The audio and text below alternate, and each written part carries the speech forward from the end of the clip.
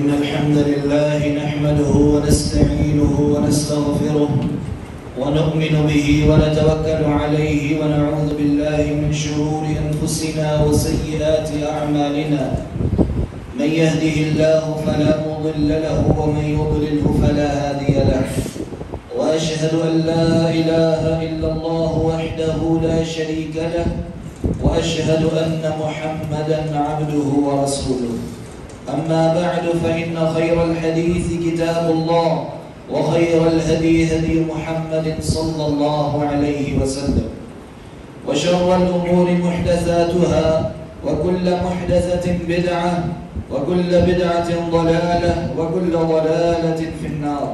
قال الله جل وعلا في كلامه المجيد: أعوذ بالله من الشيطان الرجيم وما خلقت الجن والإنس إلا ليعبدون ما أريد منهم من رزق وما أريد أن يطعمون إن الله هو الرزاق ذو القوة المتين. عزیز بھائیو،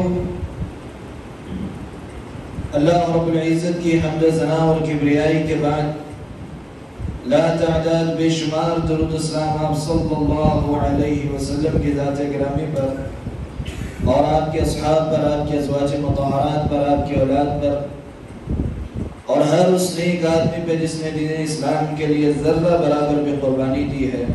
ہم اللہ تعالیٰ سے دعا گو ہیں یا اللہ ان تمام لوگوں کے درجات کو بلند فرما اور ہم ان کے نقش قدم پہ چلنے کی توفیق عطا فرما. محرم الحرام کا مہینہ جاری ہے.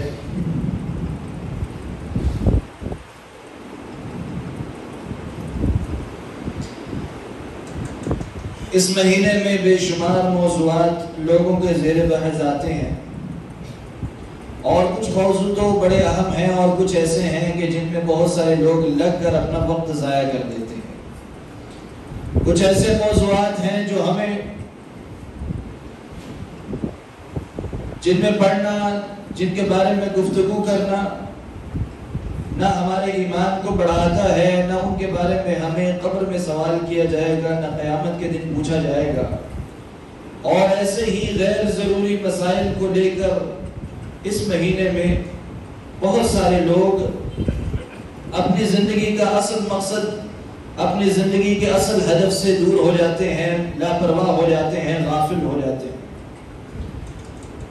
اللہ رب العزت نے جس کام کے لیے ہمیں پیدا کیا ہے، ہمیں سب سے زیادہ اس کام کی فکر ہونی چاہیے. جس کے بارے میں ہم سے پوچھا جائے گا، ہمیں اس کام کی فکر ہونی چاہیے. اور اللہ تعالیٰ نے ہمیں دوسرے انسانوں کے بارے میں سوال کرنے کے لیے یا ان کے اعمال کو دیکھنے کے لیے یا دوسروں کے ایمان کو پرکھنے کے لیے پیدا نہیں کیا. ہمیں اس لیے پیدا نہیں کیا کہ کسی کے بارے میں یہ جانے کہ کس نے کیا کیا تھا اور کیا نہیں کیا، وہ جنتی ہے یا جہنمی ہے. یہ سارے فیصلے اللہ رب العزت کے اختیار میں ہے. کون جنت میں جائے گا، اللہ تعالیٰ کی رحمت جس پہ ہوگی وہ جنت میں جائے گا، اور جو اللہ تعالیٰ کی رحمت سے محروم ہو جائے گا وہ آگ میں جائے گا. یہ سارے اختیار اور سارے فیصلے اللہ تعالیٰ کے. ہم سے یہ پوچھا جائے گا کہ دنیا میں جس کام کے لیے تمہیں بھیجا ہے وہ کام کر کے آئے ہو کہ نہیں کیا. قیامت کے دن اللہ رب العزت ہم سے نماز کے بارے میں سوال کرے گا. حدیث مبارکہ میں آتا ہے، اللہ کے رسول صلی اللہ علیہ وسلم نے فرمایا: اول ما يحاسب به العبد يوم القیامہ، سب سے پہلے بندے سے قیامت کے دن جو سوال ہوگا، جو حساب ہوگا، وہ نماز کے بارے میں ہوگا، عمل کے بارے میں ہوگا. تو اللہ رب العزت نے ہمیں جس کام کے لیے پیدا کیا ہے اس کی ہمیں فکر ہونی چاہیے، اور وہ ہے اللہ تعالیٰ کی عبادت کرنا. سورہ ذاریات کی آیت کریمہ ہے، مشہور آیت ہے، کئی مرتبہ آپ لوگوں نے سنی ہوگی. اللہ تعالیٰ ارشاد فرماتا ہے: اعوذ باللہ من الشیطان الرجیم وما خلقت الجن والانس الا لیعبدون، اور میں نے نہیں پیدا کیا جن و انس کو الا لیعبدون مگر اپنی عبادت کے لیے. تو ہمارے اس دنیا میں آنے کا مقصد اور ہدف کیا ہے؟ اللہ تعالیٰ نے جن و انس کو پیدا کیا ہے، اس میں حکمت کیا ہے؟ وہ ہے اللہ تعالیٰ کی خالص عبادت کرنا۔ جس انسان کی زندگی میں یہ مقصد پایا جاتا ہے وہ کامیابی کی طرف جا رہا ہے، اور جو اس مقصد سے ہٹ گیا اور کاموں کے اندر لگ گیا، جو یہ دیکھنے لگ گیا کہ کون جنت میں جائے گا، فلاں شخص لعنتی ہے یا نہیں ہے، فلاں میں لعنت بھیجنا جائز ہے یا نہیں جائز، کوئی بھی تاریخی شخصیت کو اٹھا کر جو اس کے بارے میں بحث و مباحثے میں لگا رہے، یا اس قسم کے اور کاموں میں جو اپنے وقت کو لگائے گا، اپنے ہدف سے ہٹ جائے گا، تو وہ بندہ گمراہی کی طرف جا رہا ہے، ناکامی کی طرف جا رہا ہے۔ تو ہمیں سب سے زیادہ فکر اپنی ہونی چاہیے، حتیٰ کہ اللہ کے رسول صلی اللہ علیہ وسلم کی احادیث مبارکہ پڑھیں، بے شمار آیات قرآن کی اور بے شمار احادیث ایسی ہیں جن میں ہمیں دوسروں کی اصلاح کرنے کی ترغیب دلائی گئی ہے، دوسروں کی اصلاح کرنے پہ، دوسروں کو دعوت دینے پہ، تبلیغ کرنے پہ ابھارا گیا ہے۔ لیکن بعض احادیث ایسی بھی ہیں کہ اللہ کے رسول صلی اللہ علیہ وسلم نے بعض زمانوں میں اور خاص کر کے فتنوں کے دور میں، جب بندہ اپنے ایمان کی حفاظت کرنا مشکل ہو جائے، اپنے عمل کی حفاظت کرنا مشکل ہو جائے، تو ایسے پرفتن دور میں دوسروں کی اصلاح کرنے سے زیادہ اپنے ایمان کی حفاظت کرنا زیادہ ضروری ہے۔ اور اسی لیے اللہ کے رسول صلی اللہ علیہ وسلم کی بعض احادیث ایسی بھی ملتی ہیں، جیسا کہ صحیح بخاری میں ایک مشہور روایت ہے، اللہ کے نبی صلی اللہ علیہ وسلم نے فرمایا کہ سب سے بہترین سامان، ایک زمانہ ایسا آئے گا کہ سب سے بہترین سامان ایک مسلمان کے لیے خیر والی چیز جو ہوگی وہ بکریاں ہوں گی، اور وہ بکریاں لے کر پہاڑوں کے اندر نکل جائے گا اور شہر سے، آبادی سے، لوگوں سے دور ہو کر ان بکریوں کے ساتھ رہے گا۔ اور کیوں جائے گا سب یہ کیوں کرے گا؟ اپنے دین کو بچاتے ہوئے، فتنوں سے بچتے ہوئے وہ یہ کام کرے گا۔ اگر ایسی احادیث اگر لوگوں کو سنائی جائیں تو بعض لوگ سمجھتے ہیں یہ کیسی بات ہے کہ لوگوں کو چھوڑ کر دور چلے جانا، ہمیں تو اسلام نے بہت زیادہ انقلابی قسم کی سوچ دی ہے، ہمیں تو اسلام میں یہ سکھایا گیا ہے کہ لوگوں میں رہو، لوگوں کی اصلاح کرو، لوگوں کو بدلو، تبلیغ کرو، دعوت کرو، بڑا ٹارگٹ رکھو اور بڑا انقلاب لے کر آؤ۔ یہ کیسی باتیں بتائی جا رہی ہیں کہ اللہ کے رسول نے کہا کہ پہاڑوں میں چلے جاؤ، تو آپ صلی اللہ علیہ وسلم نے بعض حالات میں ایک راستہ دکھایا ہے اور بعض حالات میں دوسرا راستہ دکھایا ہے۔ تو عام حالات میں جہاں بندے کو دعوت و تبلیغ پہ ابھارا گیا ہے، دین کی دعوت کی ہے، دین کے لیے محنتیں اور کوشش کرنے کا حکم دیا گیا ہے، لیکن اگر حالات ایسے ہوں، فتنے والے ہوں کہ کسی کے لیے اپنے ایمان کی حفاظت کرنا مشکل ہو، گھر سے باہر نکلتا ہے تو باہر فحاشی ہے، عریانی ہے، اس قسم کے شبہات ہیں کہ وہ خود اپنے ایمان کو کمزور کر بیٹھے گا، تو ایسے بندے کے لیے بہتر ہے، اللہ کے رسول نے فرمایا کہ وہ گھر میں رہے۔ اور کئی احادیث ایسی ہیں آپ صلی اللہ علیہ وسلم نے گھر میں رہنے کا حکم دیا، کئی احادیث ایسی ہیں اللہ کے رسول نے خاموش رہنے کا حکم دیا، کئی احادیث ایسی ہیں جس میں اللہ کے رسول نے شہروں کو چھوڑ کر، آبادی کو چھوڑ کر دور جانے کا حکم دیا۔ تو ہر حالات میں ایک جیسا حکم نہیں رہتا، تو اس لیے فتنوں کے دور میں مختلف راستے اللہ کے نبی صلی اللہ علیہ وسلم نے بیان کیے ہیں۔ تو ان میں سے ایک جو نقطہ آج کے دور میں، آج کے فتنوں کے دور میں اہم ہے سمجھنے والا، وہ یہ ہے کہ غیر ضروری بحث و مباحثوں سے اپنے آپ کو دور رکھیں، غیر ضروری جدال سے، لڑائی جھگڑوں سے، ایسے مسائل جن کے بارے میں ہم سے پوچھا نہیں جائے گا، جو ہمارے ایمان میں کوئی اضافہ نہیں کرتے، جو ہمیں کوئی فائدہ نہیں دیں گے، جن سے کوئی اجر و ثواب نہیں ملے گا، ایسے تمام مسائل سے اپنی گفتگو کرنے سے اپنی زبانوں کو محفوظ رکھیں اور ان کاموں کی طرف توجہ دیں جن کام کے لیے اللہ رب العزت نے ہمیں پیدا کیا ہے۔ جو بندہ غیر ضروری مسائل میں الجھ جاتا ہے، ان میں پڑ جاتا ہے اور اپنا وقت وہاں لگانے لگ جاتا ہے، مشغلہ بنا لیتا ہے، جسے اس کام کا چسکا پڑ جاتا ہے، وہ اپنے اصل مقصد سے لازمی ہٹ جاتا ہے۔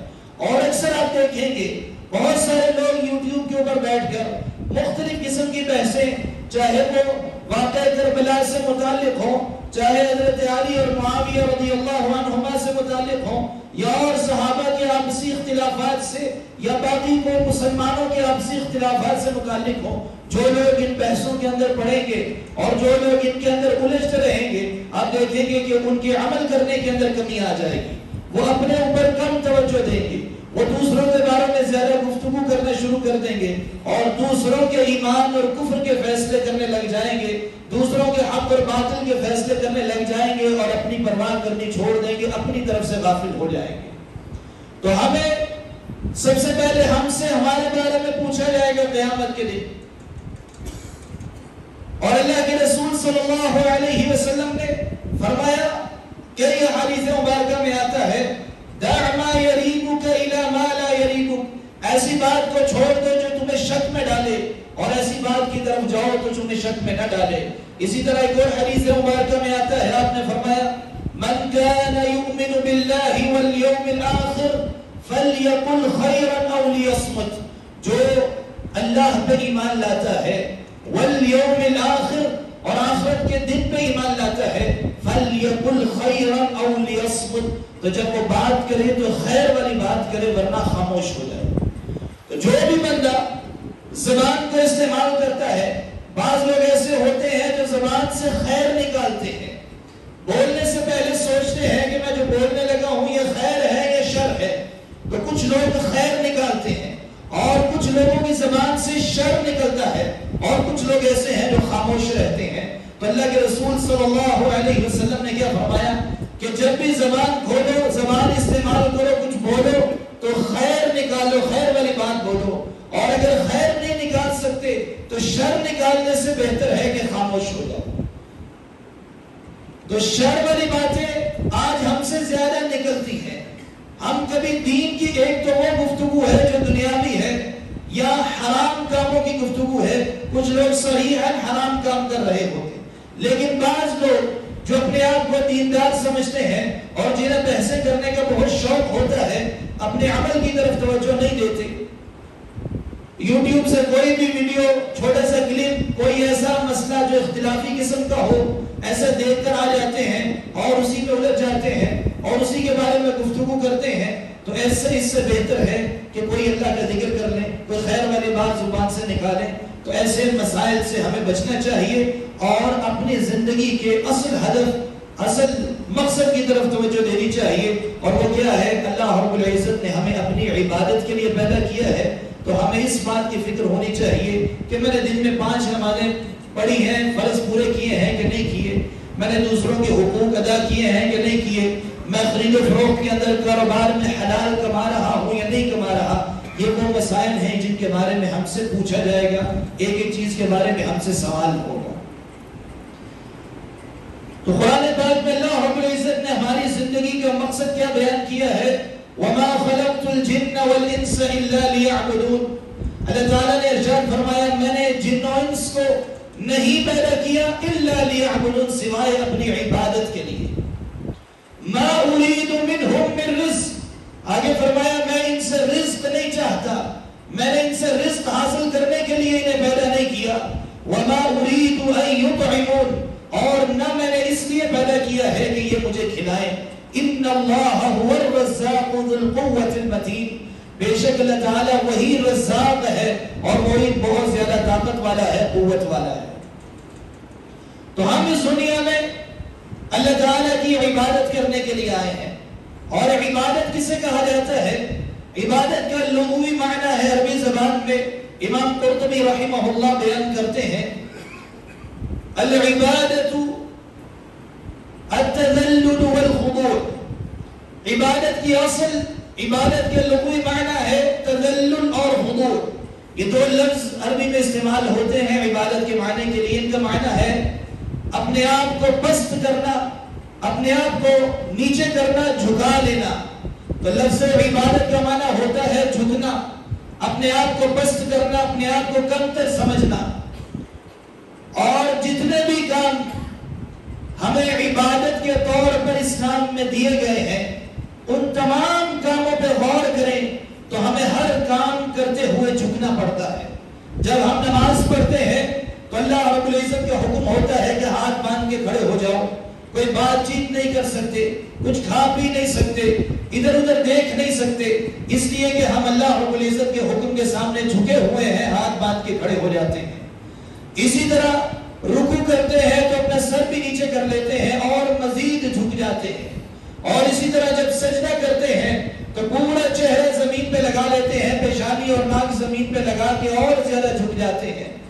تو جتنا زیادہ جھکاؤ ہوگا تو اس جھکاؤ کی وجہ سے نماز کو عبادت کہا گیا ہے. اسی طرح ہم روزہ رکھتے ہیں, روزہ رکھنا عبادت ہے. اللہ رب العزت کا حکم ہے کہ صبح سورج نکلنے سے لے کر فجر کی اذان سے لے کر سورج غروب ہونے تک مغرب تک بھوکے رہنا ہے. حلال کھانا پینا بھی منع ہو جاتا ہے, حلال چیز بھی کھا بھی نہیں سکتے, حلال جو ذریعے ہیں شہوت کے وہ بھی اس دوران حرام ہو جاتے ہیں. تو اللہ رب العزت کے سامنے جھکتے ہوئے ہم کھانا پینا چھوڑ دیتے ہیں, تو اللہ رب العزت کے حکم کے سامنے ہم جھکے ہوئے ہیں, اس لیے روزہ رکھنے کو عبادت کہا جاتا ہے. اسی طرح اللہ تعالیٰ نے ہمیں حج جیسی عبادت دی ہے. حج کو عبادت کہا گیا کیوں؟ اس لیے کہ حج میں بھی اللہ رب العزت کے حکم کے سامنے ہم جھکے ہیں. ہمیں اپنی مرضی کا لباس پہننے کی بھی اجازت نہیں دی گئی. ہمیں لباس کے لیے بھی پابند کیا گیا ہے کہ جتنے مرد ہیں وہ 2 چادریں لے کر یہ عبادت کریں گے. اللہ تعالیٰ کے حکم کے سامنے ہم جھک کر اپنی مرضی کا لباس نہیں پہنتے, 2 چادریں لیتے ہیں. اسی طرح پورے حج کی عبادت پہ غور کریں کہ حج کے اندر کون کون سے کام کرنے ہوتے ہیں, کس دن کہاں سے کیا کرنا ہے. 8 ذی الحج کو مینا میں چلے جانا ہے اور ظہر عصر مغرب عشاء کی نماز پڑھنی ہے, اور اسی طرح 9 ذی الحجہ کو فجر کی نماز پڑھنی ہے. اللہ تعالیٰ نے یہ ہمیں حکم دیا ہے کہ یہ 5 نمازیں اس جگہ پہ پڑھنی ہے, اس کی یہ حدود ہے, اس حد کے اندر پڑھنی ہے. اللہ تعالیٰ کے حکم کے مطابق ہم اس کے سامنے جھکتے ہوئے یہ کام کرتے ہیں. پھر دوسرے دن میدان عرفات میں چلے جاؤ, وہاں ظہر اور عصر کی ملا کے نماز پڑھنی ہے. اللہ تعالیٰ کے حکم کے سامنے ہم جھک کر یہ کام کرتے ہیں. اسی طرح میدان عرفات میں 9 ذی الحج کو مغرب کی نماز کے وقت نکلنا ہوتا ہے. مغرب کی نماز ہو جاتی ہے, اذان ہو جاتی ہے, سورج غروب ہو جاتا ہے, لیکن ہمیں وہاں پہ منع کیا گیا ہے کہ وہاں پہ نماز نہیں پڑھنی. مغرب کے نماز کا وقت ہونے کے باوجود بھی نماز نہیں پڑھنی, بلکہ اگلی جگہ جسے مزدلفہ کا میدان کہا جاتا ہے وہاں جا کے نماز پڑھنی ہے. اور وہاں پہ وقت کے اعتبار سے نماز کا حکم نہیں دیا گیا, بلکہ جگہ کے حساب سے نماز کا حکم دیا گیا ہے کہ وقت ہو جاتا ہے مغرب کی نماز کے سورج کے غروب ہونے کا, لیکن ہم نے نماز نہیں پڑھنی بلکہ آگے جا کے مزدلفہ میں نماز پڑھتے ہیں. تو اللہ رب العزت کے سامنے ہم اتنا زیادہ جھکے ہوئے ہیں کہ اللہ رب العزت کا ایک جگہ حکم ہے کہ مغرب کے نماز سورج غروب ہوتے ہوئے پڑھو تو ہم پڑھتے ہیں. اللہ تعالیٰ کا حکم ہے کہ یہاں نہیں پڑھنی بلکہ یہاں جگہ کے حساب سے پڑھنی ہے, تو ہم جگہ کے حساب سے پڑھتے ہیں. تو یہ جتنا زیادہ سارا جھکاؤ ہے, یہ ہماری جو پستی ہے, اللہ رب العزت کے حکم کے سامنے جھکتے رہنا, اس وجہ سے یہ تمام عبادات کو عبادات کہا جاتا ہے. تو اس دنیا میں اللہ تعالیٰ نے ہمیں کس لیے پیدا کیا ہے؟ اپنی عبادت کرنے کے لیے, یعنی جھکنے کے لیے اللہ تعالیٰ نے ہمیں پیدا کیا ہے. اور اس کے بعد جب ہمیں جھکنا ہے اللہ تعالیٰ کے سامنے تو اپنی مرضی سے نہیں جھکنا, اس میں بھی اللہ تعالیٰ کی مرضی سے جھکنا ہے. جیسے جیسے اللہ تعالیٰ نے حکم دیا, طریقہ بتایا, نماز کیسے پڑھنی ہے ویسے ہی جھک کر نماز پڑھنی ہے.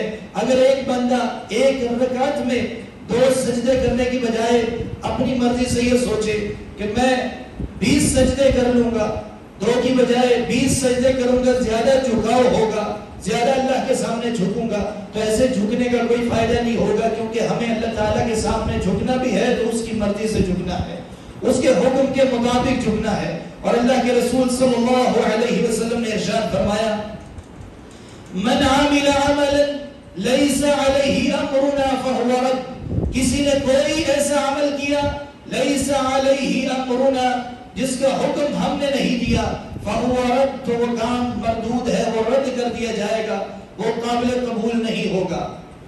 تو یہ ہے عبادت کا معنی اور یہ ہماری زندگی کا مقصد ہے. اللہ رب العزت نے ہمیں اپنی عبادت کے لیے پیدا کیا ہے, اور خاص طور پر فتنوں کے دور میں عبادت کرنے کا اجر و ثواب اور بھی زیادہ بڑھ جاتا ہے۔ اور آپ صلی اللہ علیہ وسلم نے فرمایا جب فتنوں کے دور کے اندر بے شمار لوگ غافل ہو جائیں گے، بے شمار لوگ مال کے فتنے میں پڑ کے عبادت سے غافل ہو جائیں گے، دوسرے اور پیسے میں پڑ کے، لڑائی جھگڑوں میں پڑ کے، کوئی سیاست میں پڑ کے، کوئی شہرت کے پیچھے جا کر مختلف فتنوں کا شکار ہو کر لوگ عبادتوں سے غافل ہوتے جائیں گے، اللہ کا ذکر کرنے سے غافل ہوتے جائیں گے۔ جیسے کہ قرآن پاک میں اللہ تعالیٰ نے ارشاد فرمایا الہاکم التکاثر، تمہیں تکاثر میں غافل کر دیا ہے، ہر چیز کی کثرت کی خواہش نے تمہیں غافل کر دیا ہے۔ کوئی مال میں ایک دوسرے سے آگے بڑھنا چاہتا ہے، اس چیز نے اسے زندگی کے مقصد سے غافل کر دیا ہے۔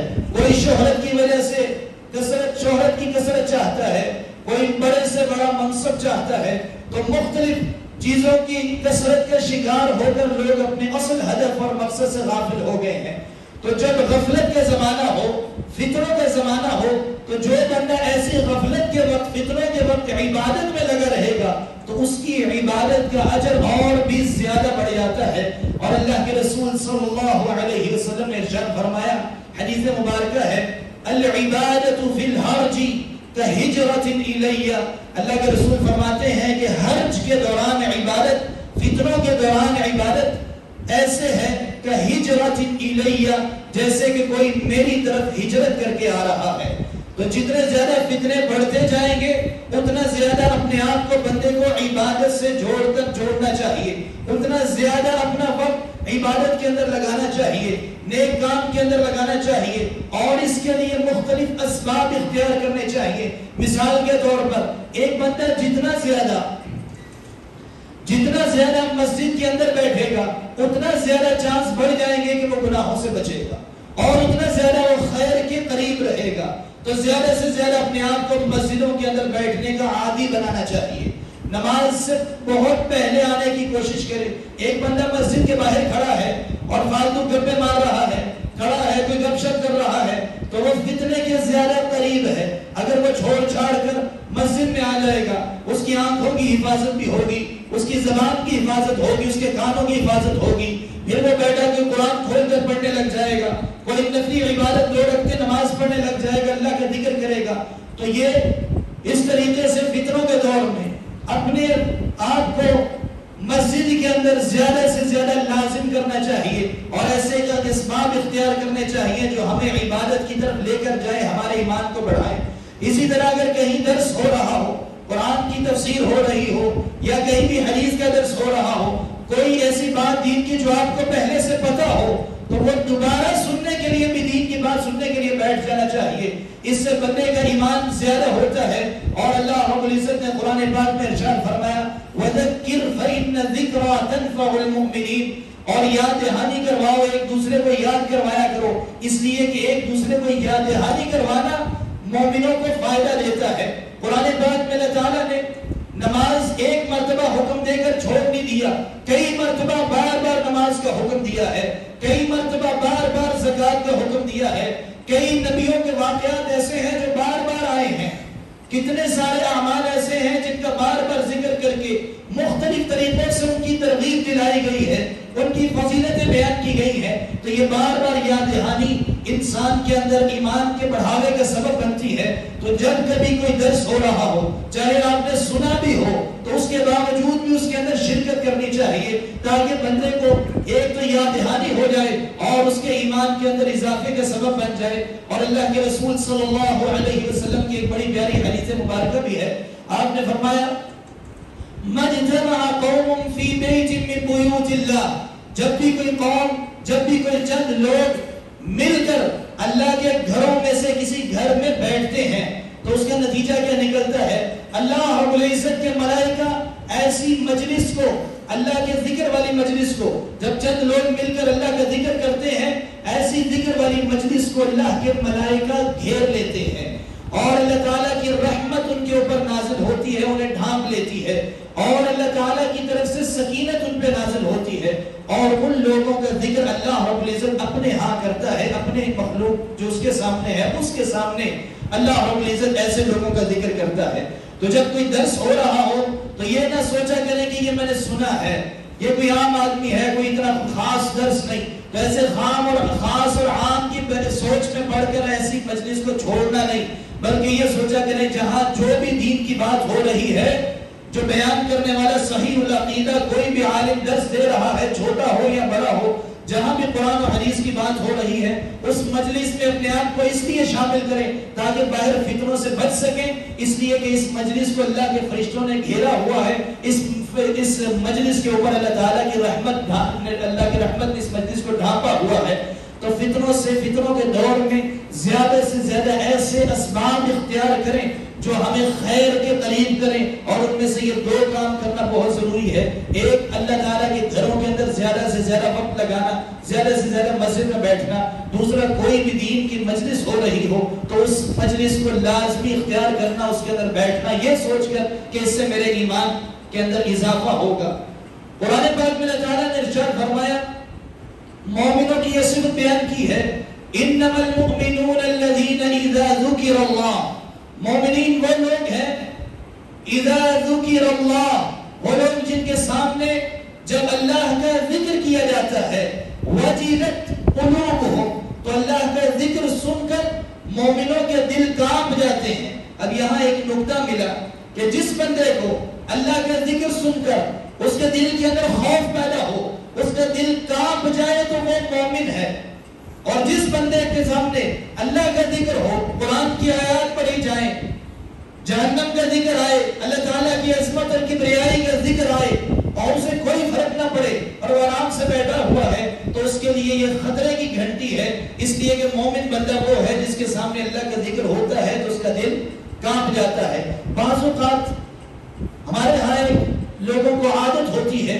کہ وہ درس سنتے ہوئے یہ نہیں سوچ رہے ہوتے کہ اللہ تعالیٰ کی تعریف ہو رہی ہے، اللہ کے رسول صلی اللہ علیہ وسلم کی حدیث بیان ہو رہی ہے، دین کا یہ مسئلہ پتہ چل رہا ہے، اس پہ کیسے عمل کرنا، یہ نہیں سوچ رہے ہوتے۔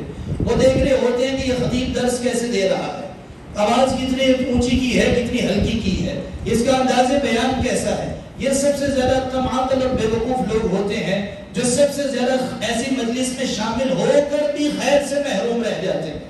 تو مومن بندے کا دل کانپ جانا چاہیے جب وہ اللہ کا ذکر سنے، اور ہمیں دوسری عادتیں پڑی ہوئی ہیں، ہم خطیبوں کے انداز بیان کے اوپر ساری توجہ رکھتے ہیں، اور بعض لوگ ایسے بھی ہیں جو خطیب کی یا درس دینے والے کی غلطی تلاش کرنے کے لیے آتے ہیں، ان کی کوشش ہوتی ہے کہ کوئی نہ کوئی ایسی مجھے بات ملے، درس ختم ہوتے ہی میں اس سے سوال کروں، تو وہ سننے آتے ہی نہیں، وہ فتنہ پھیلانے کے لیے آتے ہیں، ان کی نیت ہی خراب ہوتی ہے۔ اسی وجہ سے وہ ساری زندگی درسوں میں بیٹھتے رہیں گے، خطبے سنتے رہیں گے، اس کے باوجود بھی ان کی زندگیوں کے اندر کوئی خاص فرق نہیں پڑے گا، ان سے کوئی دین کا مسئلہ پوچھنے انہیں نہیں آئے گا، انہیں بنیادی مسائل سے بھی وہ لا علم ہوں گے، اس لیے کہ وہ سیکھنے کے لیے چاہتے ہی نہیں، اور جب اللہ کا ذکر سنتے ہیں ان کے دلوں کے اوپر کوئی اثر نہیں پڑتا۔ تو اس لیے اپنی اصلاح کرنی چاہیے، اس قسم کی غلیظ سوچ اور حرکتوں سے اپنے آپ کو بچانا چاہیے، اور جس کے اندر یہ عادت پائی جاتی ہے وہ انصاف کے ساتھ اپنی اصلاح کرے۔ اللہ رب العزت نے جو قرآن میں بیان کیا، انما المؤمنون الذین اذا ذکر اللہ، مومنین وہ لوگ ہیں جن کے سامنے اللہ کا ذکر کیا جائے، وجلت قلوبہم، تو ان کے دل کانپ جاتے ہیں۔ اور یہ جو لفظ ہے وجلت، یہ خالی دل کے خوف کے لیے نہیں آتا، بلکہ دل کے اندر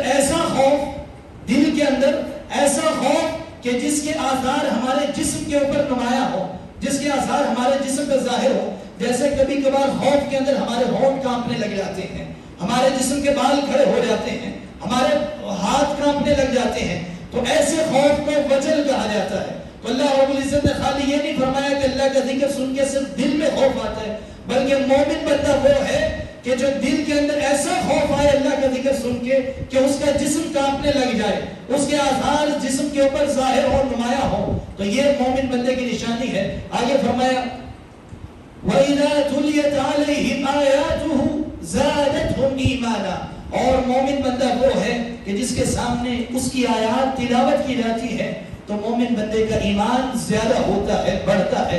تو اس سے کیا پتہ چلا کہ فتنوں کے دور میں اپنے آپ کو اللہ کے ذکر کے قریب کرنا چاہیے۔ اور ایک اور بھی بات، اللہ کا ذکر، قرآن اللہ کا ذکر ہے، اس کے علاوہ جو بھی مسنون اذکار ہیں وہ اللہ کا ذکر ہے، اور اذکار کے اندر آپ غور کریں، کئی اذکار ایسے ہیں جن میں زیادہ تعداد اللہ کے رسول نے سکھائی ہے، زیادہ تعداد کیوں سکھائی ہے؟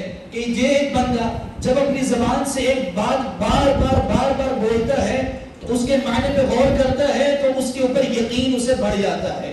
ایک بندہ صبح اٹھ کر جیسا کہ حدیث میں آتا ہے کہ 100 مرتبہ یہ ذکر کرنا چاہیے استغفر اللہ و اتوب الیہ. ایک بندہ بار پڑھتا رہے گا استغفر اللہ. اس کا معنی کیا ہے؟ میں اللہ تعالیٰ سے مغفرت مانگتا ہوں, اللہ تعالیٰ سے معافی مانگتا ہوں. حاضر دماغ کے ساتھ یہ پڑھتا رہے استغفر اللہ کہ میں اللہ سے مغفرت مانگتا ہوں, واتوب الیہ اور میں اسی کی طرف لوٹتا ہوں. اگر ایک بندہ 100 مرتبہ پڑھے گا تو آپ اندازہ لگائیں کہ وہ 100 مرتبہ جب ایک مرتبہ اتنی دیر تک ایک ہی بات بار دہراتا رہے گا اس کے معنی پہ غور کرتا رہے گا تو اس کے ذہن پہ, اس کے دل و دماغ پہ لازمی وہ چیز اثر کر جائے گی کہ میں نے صبح 100 مرتبہ اللہ سے معافی مانگی ہے تو سارا دن تک میں نے فلاں حرام کام نہیں کرنے, جھوٹ نہیں بولنا, میں نے حرام کمائی نہیں کرنی, کسی کو دھوکہ نہیں دینا. کیوں؟ میں صبح 100 مرتبہ اللہ تعالیٰ سے معافی مانگ کے آیا ہوں. تو زیادہ سے زیادہ جتنا انسان اللہ کا ذکر کرتا ہے اتنا زیادہ ایمان اس کا بڑھتا ہے, حرام کاموں سے محفوظ رہتا ہے. اور ایک اور چیز یاد رکھیں, جتنا بندہ اپنے آپ کو اللہ کی عبادت کے اندر مصروف رکھے گا, اللہ کا ذکر کرنے میں مصروف رکھے گا, اتنا اس کو وقت کم ملے گا اور حرام کاموں سے وہ بچ جائے گا. اور جو بندہ فارغ رہتا ہے, جو بندہ غافل رہتا ہے, جس کا دل غافل رہتا ہے, جس کے دماغ میں خالی بیٹھے ہوئے ادھر ادھر کی سوچیں آتی رہتی ہیں, کوئی کام نہیں کرتا, سستی کا شکار ہو جاتا ہے, تو وہ حرام کاموں کے زیادہ قریب ہے, زیادہ چانس ہے وہ غلط کاموں میں پڑ جائے گا. تو بجائے اس کے کہ بندہ کسی فتنے میں مبتلا ہو, اپنے ایمان کی حفاظت کے لیے ضروری ہے کہ بندہ اپنے آپ کو اللہ تعالیٰ کی عبادت کے اندر مصروف رکھے, کوئی فارغ وقت نہ رکھے. بعض لوگ کسی سے ملنے جاتے ہیں گپ شپ کرنے کے لیے, یہ اللہ رب العزت نے جو وقت کی نعمت دی ہے یہ بہت بڑی نعمت ہے. اور حدیث مبارکہ میں آتا ہے اللہ کے رسول صلی اللہ علیہ وسلم نے ارشاد فرمایا, آپ نے فرمایا کہ 2 چیزیں آتی ہیں, نعمتان مغبون فیہما کثیر من الناس. 2 نعمتیں ایسی ہیں کہ جنہیں اکثر لوگ ضائع کر دیتے ہیں. اور وہ کون سی نعمتیں ہیں 2؟ الصحت والفراغ. ایک صحت ہے, تندرستی, اور دوسری نعمت ہے فراغت, فارغ وقت ملنا. اب یہ 2 نعمتوں کو جمع کر کے دیکھیں. بعض لوگ ایسے ہیں, کتنے لوگ ایسے ہیں کہ جو بڑھاپے کو پہنچ جاتے ہیں اور انہیں مسجد میں آنا مشکل ہوتا ہے, کسی کا سہارا لے کر مسجد میں آتے ہیں. تو اس سے پہلے کہ ایسی حالت ہو بندے کی, ایسی مجبوری ہو بندے کی, اللہ تعالیٰ نے جب تک تندرستی اور جوانی دی ہے زیادہ سے زیادہ بندہ مسجد کے اندر جائے, اس نعمت کی قدر کرے. اور پھر اگر اللہ تعالیٰ نے وقت دیا ہے فارغ تو وہ ضائع کرنے کے لیے نہیں دیا. عقل مند بندے کے لیے, دنیا کے جتنے بھی عقل مند ترین لوگ ہیں ان سے اگر آپ پوچھیں کہ دنیا میں کون سی سب سے بڑی اہم ترین نعمت ہے, سب سے بڑی قیمتی چیز کون سی ہے, تو وہ کوئی عقل مند بندہ یہ نہیں کہے گا مال قیمتی ہے یا کوئی سونا جائیداد قیمتی ہے, وہ کہے گا وقت, ٹائم سب سے زیادہ قیمتی ہے, کیونکہ وقت کے اندر انسان سب کچھ کرتا ہے. تو اللہ کے رسول نے فرمایا کہ لوگ زیادہ تر ایسے ہیں کہ جو وقت کو بھی ضائع کر دیتے ہیں, اس نعمت کو بھی ضائع کر دیتے ہیں, اور صحت اور تندرستی جیسی نعمت کو بھی ضائع کر دیتے ہیں. تو صبح سے شام تک جب ہم اٹھتے ہیں اور رات کو سونے تک یہ غور کریں کہ میں نے اپنی صحت کا استعمال کہاں کہاں پہ کیا ہے. ایک وقت آئے گا کہ مجھ سے بولا نہیں جائے گا, میں کھڑا نہیں ہو سکوں گا, چل نہیں سکوں گا, مجھے لاٹھی کا کسی چیز کا سہارا لے کر چلنا پڑے گا, آنکھیں کام کرنی چھوڑ جائیں گی, راستے کے اوپر بھی دکھائی نہیں دے گا کیسے چلنا ہے. کئی لوگ آپ نے ایسے دیکھے ہیں, اکثریت بڑھاپے کو پہنچ کر ایسی ہو جاتی ہے کہ کسی نہ کسی بیماری کا بندہ شکار ہو جاتا ہے. تو جب تک اللہ تعالیٰ نے تندرستی دی ہے اور فارغ وقت ہے تو اسے فالتو باتوں کے اندر, گپ شپ کرنے کے اندر, کسی ایسی مجلس کے اندر ضائع نہ کریں جس سے بندے کا ایمان کم ہوتا ہے, بلکہ ایسے کام کے اندر اپنے آپ کو مصروف رکھیں جس کام کے اندر بندے کے ایمان کے اندر اضافہ ہو, اللہ کا ذکر کرنے کے اندر مصروف رکھیں. تو یہ وہ کام ہیں جن کی طرف ہمیں توجہ دینی چاہیے. ہمیں اللہ تعالیٰ نے اپنی عبادت کے لیے پیدا کیا ہے, تو ہر وہ کام جو ہمیں اللہ رب العزت کی عبادت سے دور کرے, ہمیں سستی کا شکار کرے, تو اس کام سے دور رہنا چاہیے. کچھ کام تو حرام ہیں اور کچھ کام ایسے ہیں جو لوگ دین کے نام پہ کرتے ہیں, جیسے غیر ضروری موضوعات کے اوپر بحث و مباحثہ کرنا.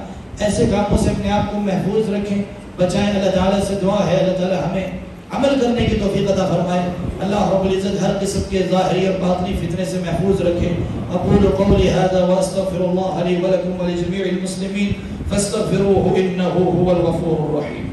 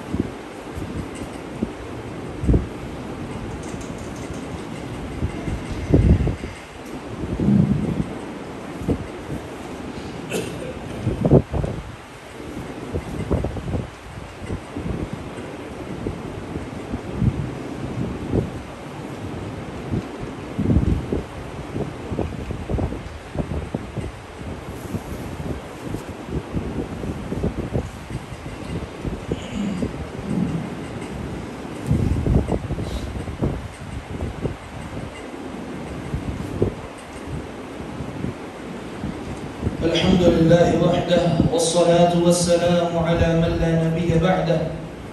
أما بعد،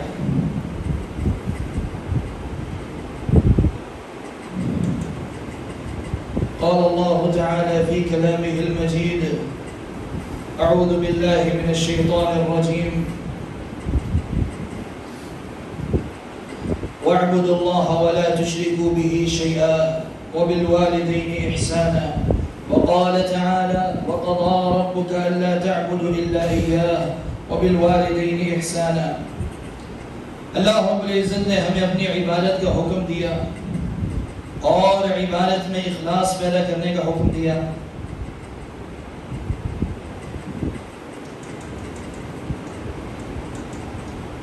اللہ رب العزت نے ہمیں اپنی خالص عبادت کرنے کا حکم دیا اور یہ عبادت ہماری زندگی کا مقصد ہے. ایک حدیث مبارکہ میں آتا ہے، معاذ بن جبل رضی اللہ عنہ سے روایت ہے، وہ فرماتے ہیں: كنت ردیف النبی صلی اللہ علیہ وسلم علی حمار. ایک مرتبہ میں اللہ کے رسول کے ساتھ گدھے کے اوپر سواری کر رہا تھا. گدھے کے اوپر سواری کرنا اللہ کے نبی صلی اللہ علیہ وسلم کی سنت ہے، آپ کا طریقہ ہے، اس میں کوئی عیب، کوئی کمی یا کوئی شان کے اندر کمی نہیں. اللہ کے رسول کے ساتھ فرماتے ہیں کہ میں سواری کر رہا تھا. فقال لي يا معاذ، تو اللہ کے رسول نے مجھ سے کہا ہے معاذ: اتدری ما حق اللہ علی العباد وما حق العباد علی اللہ. اے معاذ، کیا تم جانتے ہو کہ اللہ کا حق بندوں کے اوپر کیا ہے اور بندوں کا حق اللہ تعالیٰ پہ کیا ہے؟ دو سوال کیے تو معاذ بن جبل رضی اللہ عنہ کہتے ہیں: قلت اللہ ورسولہ اعلم. میں نے کہا اللہ اور اس کا رسول بہتر جانتا ہے. تو اللہ کے رسول نے پھر جواب دیا: حق اللہ علی العباد ان یعبدوہ ولا یشرکوا بہ شیئا. اللہ تعالیٰ کا حق ہے اس کے بندوں کے اوپر کہ بندے اللہ کی عبادت کریں اور اس کے ساتھ کسی کو شریک نہ ٹھہرائیں. تو یہ عبادت کرنا بغیر شراکت کے، بغیر شرک کے، بغیر کسی ملاوٹ کے خالص عبادت کرنا، یہ اللہ تعالیٰ کا حق ہے ہمارے اوپر اور یہ ہماری زندگی کا مقصد ہے. اور اس کے بعد فرمایا: وحق العباد علی اللہ.